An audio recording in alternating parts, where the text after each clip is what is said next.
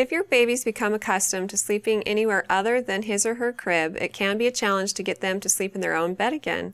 Perhaps they've been sleeping with you, or you've been on vacation and just kind of broken the routine, and you need to get them back into the normal routine. The best answer is persistence. You just need to put your baby in the crib, and after a few days, hopefully at max a week of doing that, the baby will learn that that's where they sleep.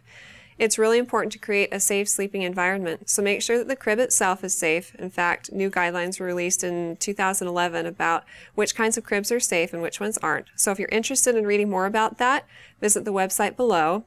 Above and beyond that, it's important that you have a tight-fitting mattress with a tight-fitting sheet, and avoid putting bumper pads, stuffed animals, pillows, and any extra blankets in the crib or sleeping area for the first year. As long as you've done all of that and you put your baby to sleep at night after they've been fed, changed, loved, and all that, your baby continues to cry, which is likely, especially if you're getting them used to that crib again. Just leave the room, give it 5 minutes or so, and then you can go back and check on them, and don't make eye contact. Just gently touch the tummy, turn around, and walk right back out of the room. And if your baby continues to cry, do this 10 minutes later. And if necessary, do it 20 minutes later, 40 minutes later. And again, like I mentioned earlier, I hope that after about 4 to 7 days of this, your baby learns to self-soothe.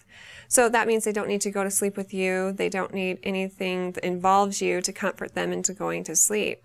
Do this same thing if it happens, if your baby wakes up during the night, and hopefully it will help. If it's hard to keep your child in their crib because they're old enough to crawl out, that's a whole another issue. Most kids start to crawl out of their crib somewhere between 12 and 18 months. Others wait till they're 2 years old. But once they get mobile and they figure out a way to get out, it's hard to keep them in their crib. So if this is your issue, now it's a safety concern, and it's important to get your child into a regular bed where it's less likely that they'd fall and hurt themselves. Either way, though, I hope the transition goes well for you, and if you have any other questions for me, feel free to ask them on our Facebook page, and recommend us to your friends and family too.